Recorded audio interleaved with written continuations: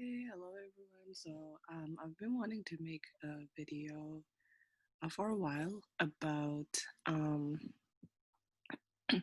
what applied linguistics was from start to finish. So hopefully, maybe what I can do is um, summarize um, what each course was, and I'll make a separate video for each one. um, so I will start with what what the phonetics course was. Um, I'm not going to talk about it in point form. What I'm gonna do is try to like pull out a very recent research article and then kind of scroll through it and then talk about what I remember from taking phonetics um, in university. And then before I end the video, I am going to share something about my current journey, I guess. Um, just a highlight. I have a picture here of a city that I used to work in or teach in or live in or whatever. And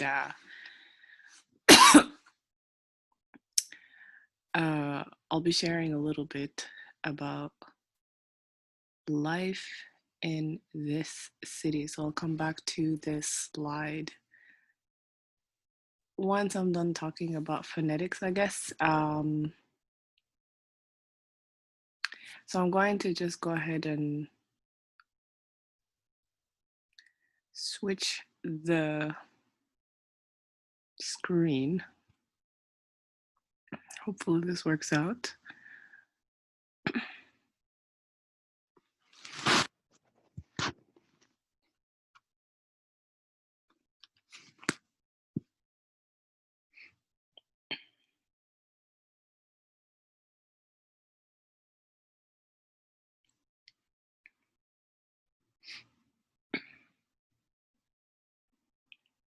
So here we go. Okay, so this article says that it is from 2019. I'm not going to talk too much about the background of where this article came from, what type of article it is, but we'll just kind of go through and see what I remember or what I've actually used from like studying phonetics and stuff, how I used it with people and stuff. So I see some keywords here that in general kind of give an idea of what, you know, studying phonetics is like. You kind of like get down to like basic things in speech, production, things like that. I remember we went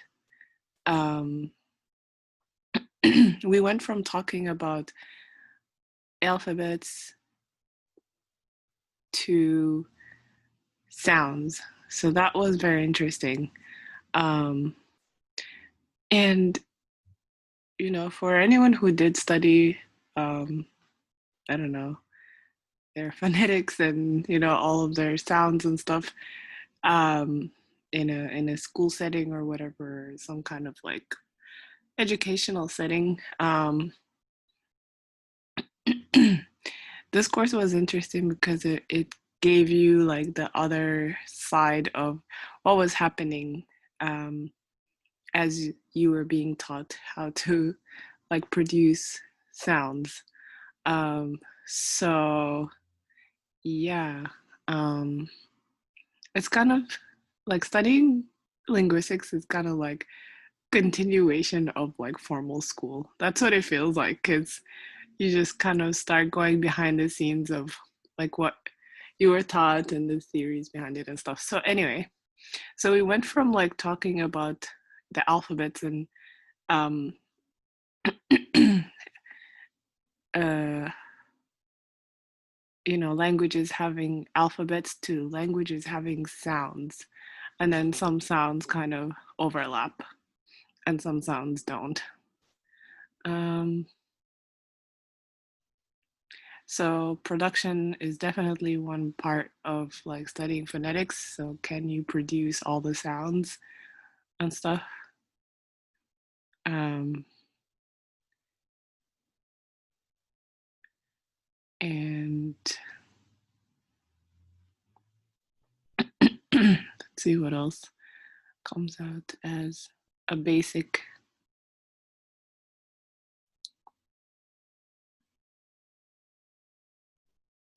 Yes, so they did talk about like how and where things were produced in the mouth. So where sort of each sound comes from in the mouth. Um, so that was also part of the course. Um, so those were definitely like things that were recurring in that course. Um,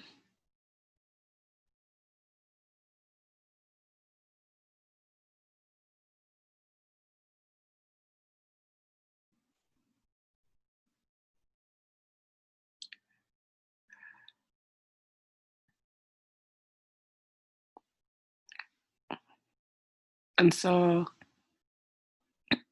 where you produced these sounds were kind of called like points of articulation. So where you would produce a sound is is where you kind of, you know, move some muscles together to produce a sound.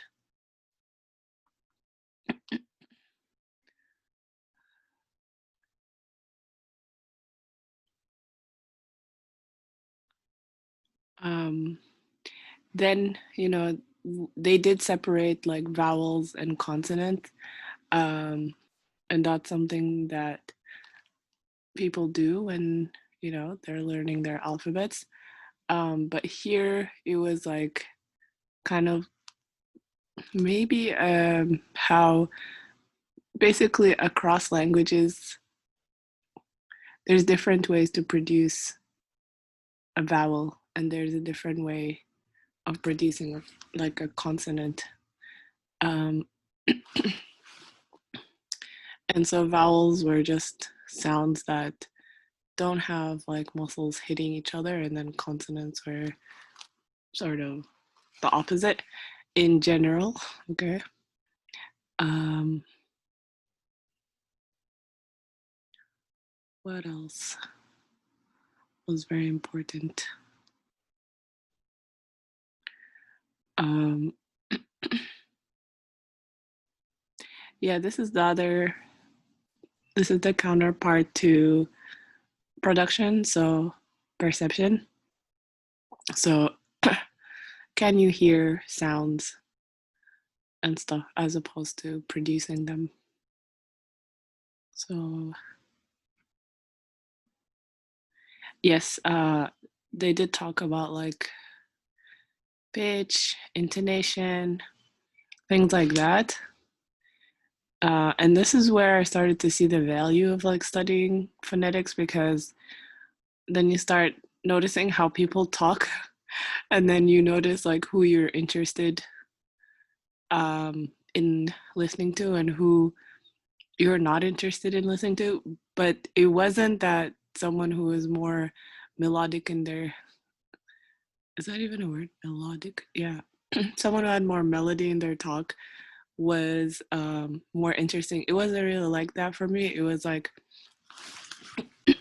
is what you're talking about matching, um, or like, is your melody or all that stuff, is it matching what you're talking about? So your intonation and all that stuff. Some people are like they have a monotone, like their monotonous voice. It doesn't bother me. It's just it's a description, right? So it's how you describe how some people talk. Um, Minimal pairs was something we talked about as well.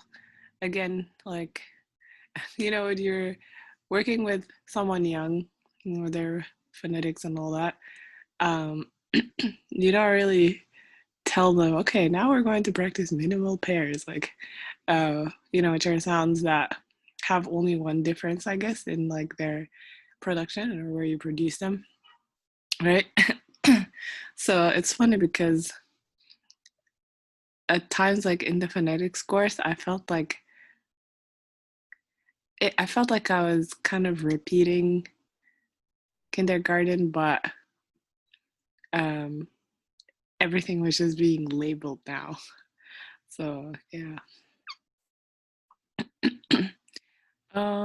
What else was very important? Oh, I think I'm at the end of the article.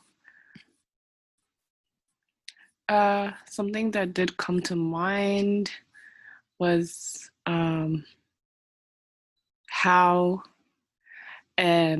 like what exercises did we do in the class, and it was just basically like giving symbols to sounds as opposed to giving um or or instead of like just studying letters. So it was cool. It was kind of like learning some kind of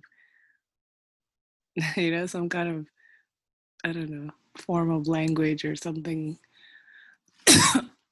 you know where you can kind of have a symbol for how something is pronounced and stuff like that. So yeah, in general, this is what phonetics was.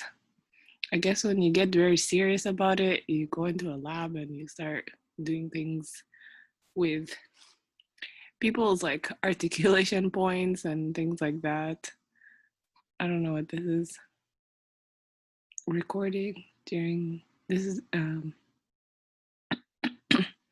I guess you can put some, I don't know, some things so you can look where people produce their speech or record it, I guess. So it does get pretty interesting after some time because then you can, see what um, the frequency of every sound is. And then it gets into some kind of like physics and things like that. So yeah, it was definitely an interesting course. Um, do I recommend it? I don't know if I recommend, like, if you're not in a program that's like a full program of like applied linguistics where you don't really have a choice what to take. I felt like maybe phonetics was very light as a course, so I don't know. You might find it a little boring, so maybe some programs will like join like phonetics with phonology, which I'll try to talk about in the next video. So yeah, um, maybe some courses will just join some things together so that it's not very long of a course, especially because it is a descriptive kind of course, like you're just kind of watching how people produce sound. So um, in the beginning, you might not feel like, oh, it's a very straightforward, useful subject, unless you really like know where you're going to go for your career and stuff. Because at times, like, because I ended up teaching English as a second language, um, So phonetics really did help me. Um, but usually, like, I don't know, if you're applying to a place as opposed to like generating your own learners or clients or whatever, um, a lot of the places don't really like know what applied linguistics is um, when you're teaching ESL. Um, I don't know, maybe some other places do know this program well, but for some places that don't, um, they don't directly see the value of your um, background. um, your learners will, though. Some of them will see the difference between someone who has kind of studied phonetics as opposed to they just speak the language and they're just teaching you how to like talk it or speak it, you know? Um, different experiences. I think everything is fine. As long as whoever is training you kind of knows what they're doing.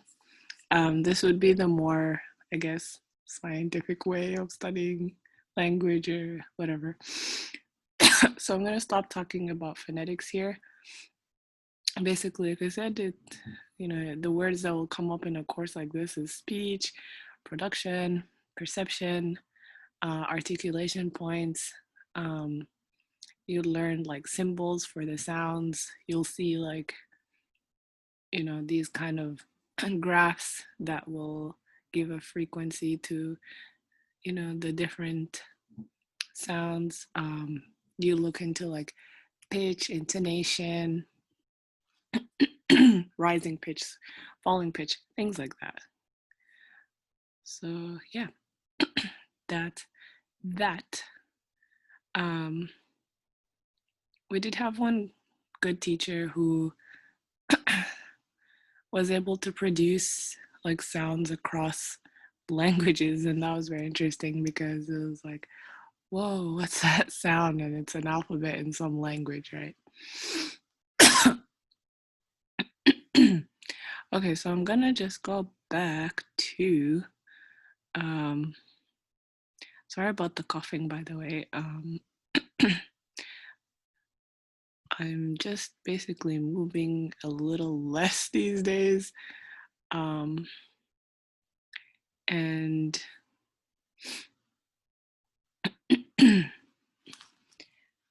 yeah.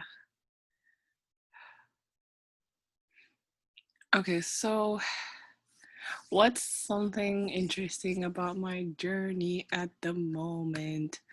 Um, I miss Doha. And that this picture is of Qatar, Doha, right? Uh yeah, I really miss it there. It was a nice place to be. Uh there was a lot of opportunities teaching English as a second language. It was great. It was fun. There was a flow to learners. Um, and before I went there, I thought, like, you know, where, like, do you actually find a flow of like adult learners who want to learn English as a second language?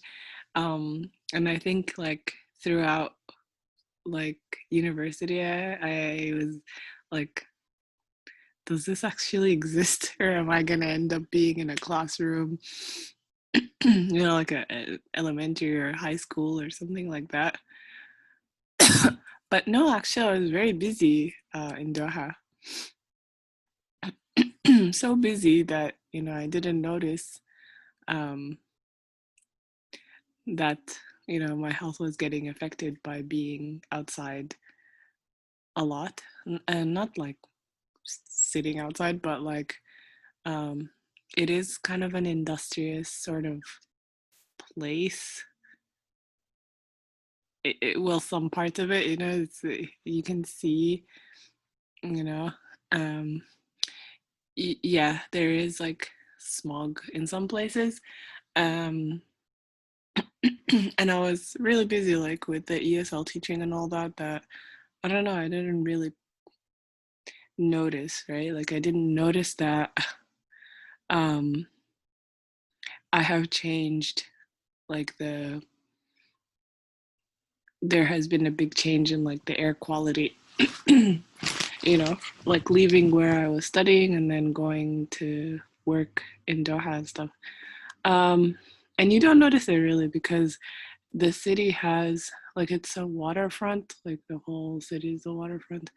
And so, and I think that's what Doha means. Doha.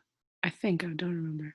But yeah, um, yeah, it's a waterfront, so you don't, you think, oh, I'm exposed to water, like, so I should be okay.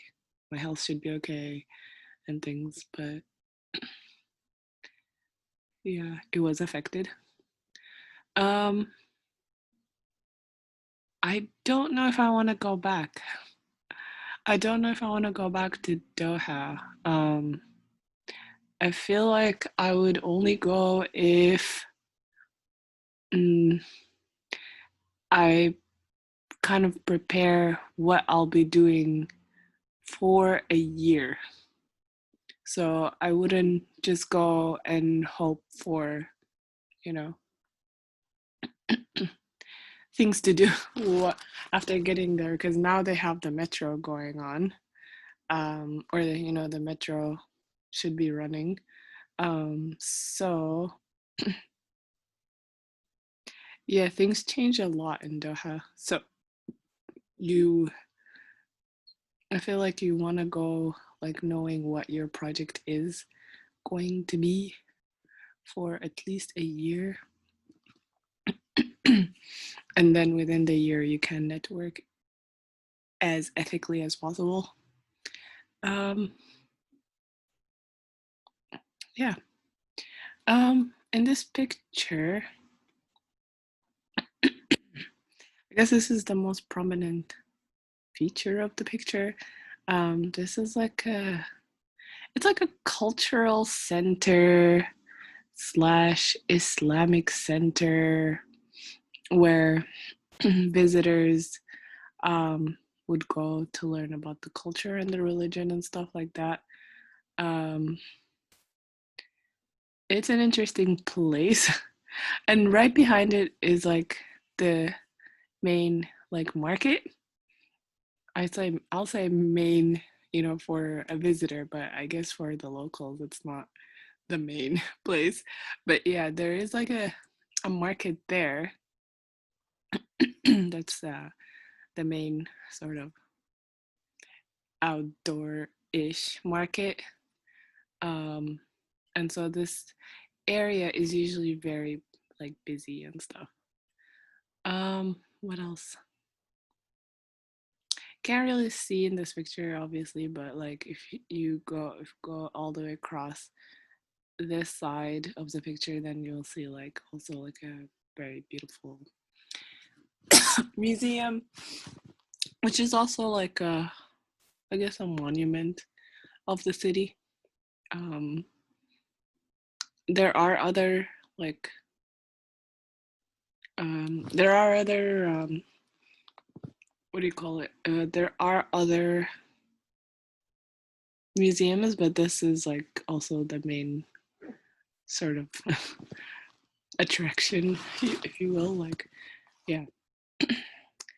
Okay, so I'm going to stop the video here.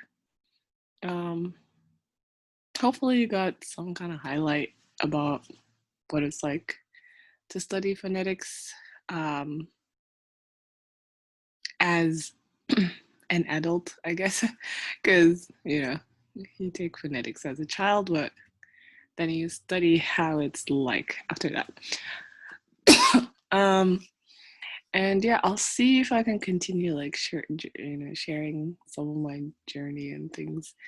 Um, I feel like life is like layered sometimes, so it's like, what part of my journey is shareable, right? Or what part of it is like relatable or to other, linguistics, people interested in linguistics and stuff. You want to share like part of your journey that's like relevant, I guess. Um, yeah, so I'll stop the video here. And inshallah, if I can continue like posting videos, then we can get talking about linguistics. All right, take care and goodbye.